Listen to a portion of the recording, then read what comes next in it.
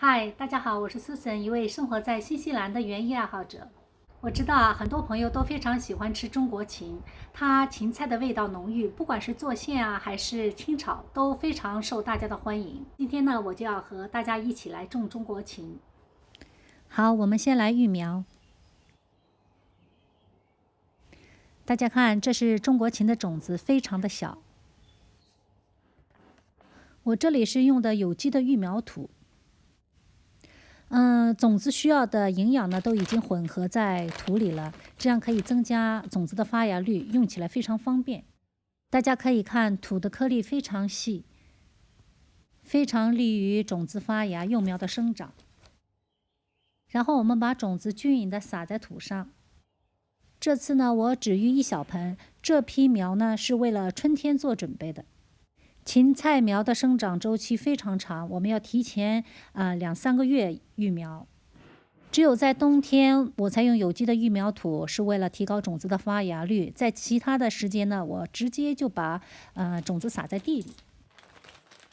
种子的上面呢，我也用这种 seed cover， 然后给它覆盖一下，目的也是为了提高发芽率，因为它的材质非常轻，而且呢还容易吸水，就能保持种子的湿润。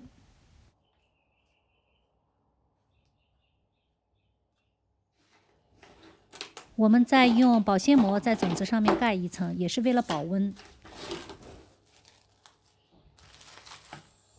然后找一个橡皮筋给它固定住，再戳几个洞给它透透气。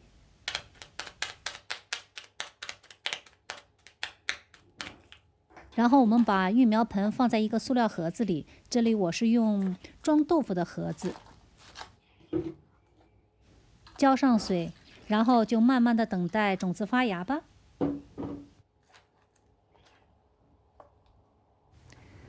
大家可以看这些中国芹呢，我从撒种一直到长成现在的大小，整整花了2个多月。现在呢，终于可以移植了。我要把这些比较密的呢，今天给它移栽一下。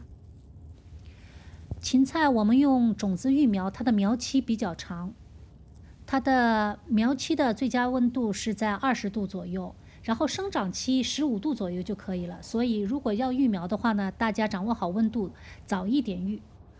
如果大家想种西芹，种的又不是很多，我建议大家直接去店里买苗就可以了。由于中国芹的苗在店里买不到，所以我在秋天的时候就直接撒在地里育了一些。明年呢，我会再提前半个月育苗，那时候呢温度比较高，这样的话苗的生长就比较快。在我看来啊，温度对植物的影响是最大的。如果肥不够，日照时间太短的话呢，这个菜啊最多是长不好，就是长得很小。但如果气温不够，许多菜呢就长得非常慢，甚至停止生长。那如果气温过高的话呢，大多数菜呢就非常容易开花。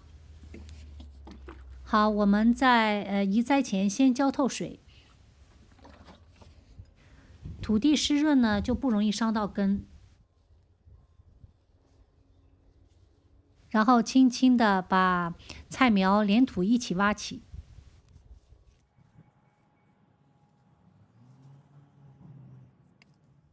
大家看，这个苗的大小已经非常适合移栽了。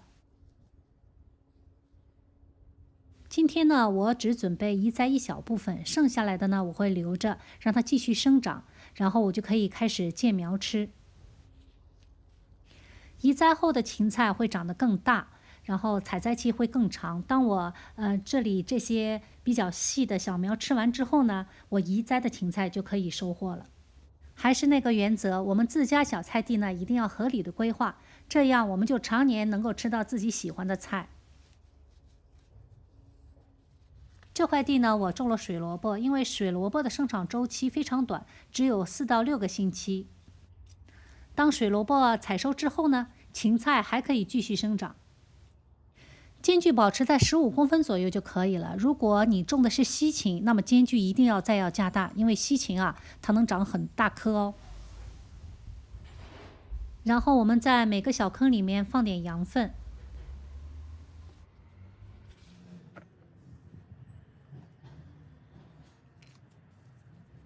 然后不要忘了用小铲子把羊粪和土壤混合一下，千万不要把菜苗直接种在了羊粪上哦。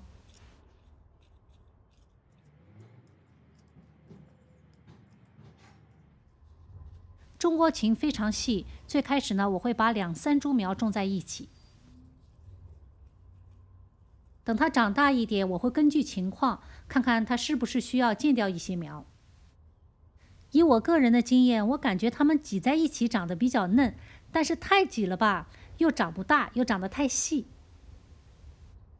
冬天呢，雨水多，非常适合种芹菜，芹菜呢也会非常水嫩。到了夏天，雨水非常少，非常干旱，大多数的芹菜，不管是西芹啊，还是中国芹啊，都是很容易发苦。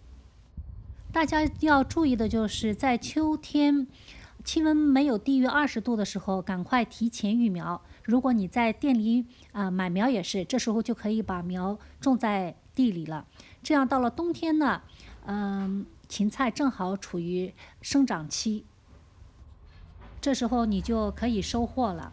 那如果冬天育苗的话，由于它的苗期非常长，等你育好苗，基本上已经春天了。还是那句话，种菜掌握好温度、季节是非常重要的。在我刚刚学习种菜的时候呢，也是非常用心的，水呀、肥呀，一样都不缺。而且我对它们也是照顾有加，每天早晚2次呢，都要去看看它们的生长情况。